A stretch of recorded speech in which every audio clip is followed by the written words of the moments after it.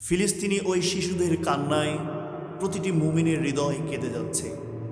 ফিলিস্তিনি ওই ছোট্ট ছোট্ট মাসুম বাচ্চাদের রক্তের রোনা জলে ভেঙে পড়ছে ফিলিস্তিনের মাটি।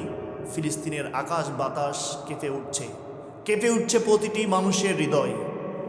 প্রতিটি মানুষের হৃদয়ের আকুতি আল্লাহ রব্বুল আলামিন, তুমি ফিলিস্তিনের মানুষের জন্য তুমি কবুল ও মঞ্জুর করো। আজ পবিত্র মাহে রমাদানের মধ্য থেকে তোমার কাছে হৃদয়ের গহীন কারণ থেকে আল্লাহ ফরিয়াদ করি, আর্তনাদ করি, তোমার কাছে পানাহ চাই। তুমি ফিলিস্তিনের ওই জমিনে রক্তপিচ্ছিল পথে আল্লাহ তুমি কাঙ্ক্ষিত মঞ্জিলে কালেমার পতাকা পথ পথ করে উড়াও। রক্তের নদীতে তুমি আর ওই ফিলিস্তিনকে আর ভাসিও না। রক্তের নদীতে ওই ফিলিস্তিনের মাটিকে তুমি আর কাঁদিও না। রক্তের ওই ফিলিস্তিনের মাটিকে আল্লাহ তুমি আর ভিজিও না। প্রয়োজন হলে আল্লাহ তুমি পৃথিবীর প্রান্তরে প্রান্তরে কাফেরদের রক্ত তুমি নিয়ে নাও, কিন্তু ফিলিস্তিনে ওই মাসলুম ছোট্ট ছোট্ট শিশুদের আর রক্ত নিও না। আল্লাহ কাফেরদের হাত থেকে তুমি ফিলিস্তিনদেরকে বাঁচাও।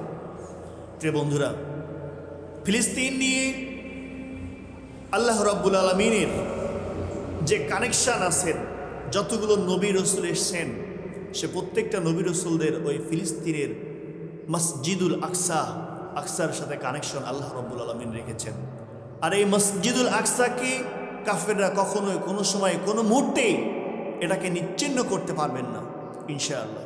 তো আসুন এই তৎপরতা ফিলিস্তিনের মসজিদুল আকসা নিয়ে আমি আপনাদের সামনে ঐতিহাসিক 12টি পয়েন্ট অজানা তথ্য আপনাদেরকে আমি জানিয়ে দিচ্ছি ইনশাআল্লাহ। 1 নম্বরে হলো ফিলিস্তিনে অবস্থিত এই মসজিদুল আকসা হলো দুনিয়ার নির্মিত দ্বিতীয় মসজিদ, আল্লাহর ঘর। 2 নম্বরে হলো আল্লাহ রব্বুল আলামিন সরাসরি পবিত্র কালামুল্লাহ শরীফে মসজিদুল আকসা এবং পাশাপাশি আরেকটা মসজিদের নাম তিনি একই আয়াতে উল্লেখ করেছেন, যে আয়াতটি বর্ণিত হয়েছে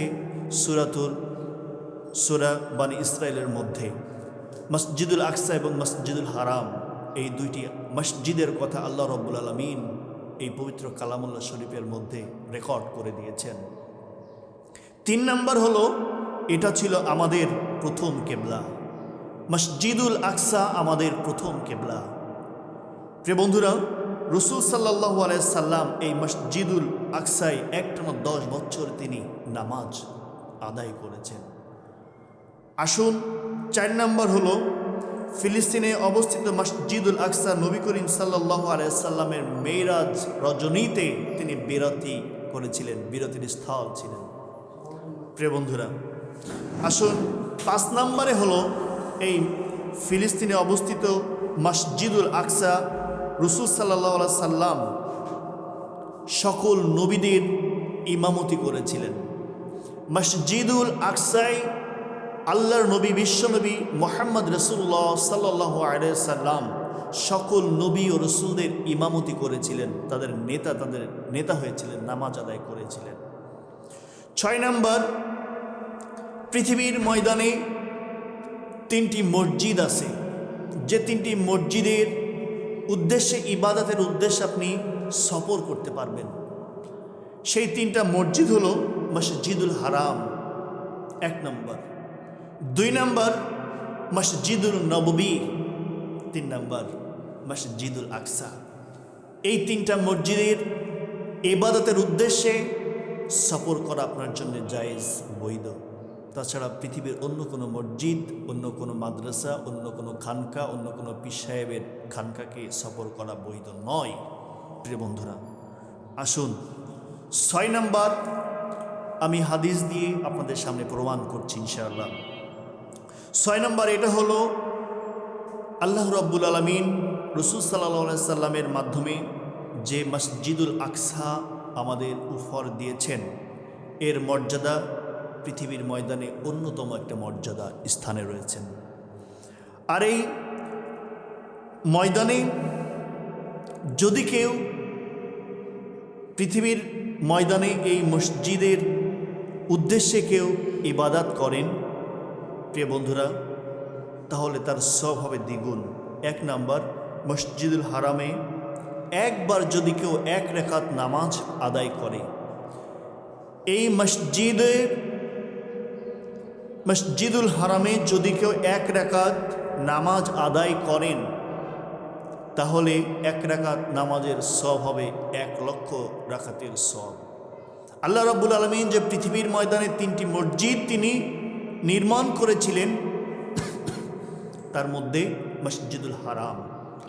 আর এই মসজিদুল হারামে আপনি 1 রাকাত নামাজ আদায় করলে 1 লক্ষ রাকাত নামাজের সওয়াব আল্লাহ রাব্বুল আলামিন দিবেন। 2 নাম্বার, আল্লাহর নবী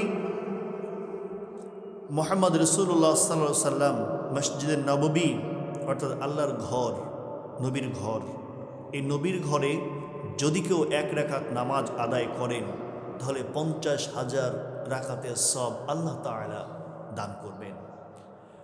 3 নাম্বার, মসজিদুল আকসা। এই মসজিদুল আকসায় যদি কোনো ব্যক্তি 1 রাকাত নামাজ আদায় করেন, তাহলে 1 রাকাত নামাজের সওয়াব বিভিন্ন হাদিসে বর্ণনা করেছেন 250 থেকে 500 রাকাত নামাজের সওয়াব আল্লাহ রাব্বুল আলামিন তার আমল নামায় দান করে দেন। সুবহানাল্লাহ বিহামদিহি। 8 নাম্বার, ফিলিস্তিন ওই মসজিদে আকসা মক্কার পরে আমাদের কাছে অন্যত্র পবিত্র স্থান। আল্লাহর ঘর, মহান আল্লাহ তাআলার এই মসজিদুল আকসা আমাদের কাছে একটা পবিত্র স্থান। 9 নম্বর, এটা হলো এমন মসজিদ, এই মসজিদে আশেপাশে হাজারো নবী রাসূল আল্লাহ রাব্বুল আলামিন জন্মগ্রহণ করেছিলেন এবং পাঠিয়েছিলেন। তার মধ্যে এখানে জন্মগ্রহণ করেছিলেন জাতির পিতা ইব্রাহিম আলাইহিস সালাম, এখানে জন্মগ্রহণ করেছিলেন ইয়াকুব আলাইহিস সালাম, এখানে জন্মগ্রহণ করেছিলেন সুলাইমান আলাইহিস সালাম, এবং এই মসজিদুল আকসার পাশে হিজরত করেছিলেন হযরত মূসা আলাইহিস সালাম।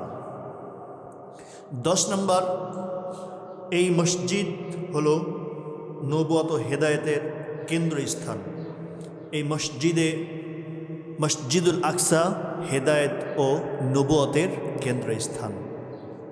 আমার প্রিয় বন্ধুরা, 11 নম্বরটা হলো, এটা হলো সেই পবিত্র মসজিদ, এই মসজিদের ভিত্তি স্থাপন করেছিলেন হযরত আদম আলাইহিস সালাম। 11 নম্বর শুনলেন।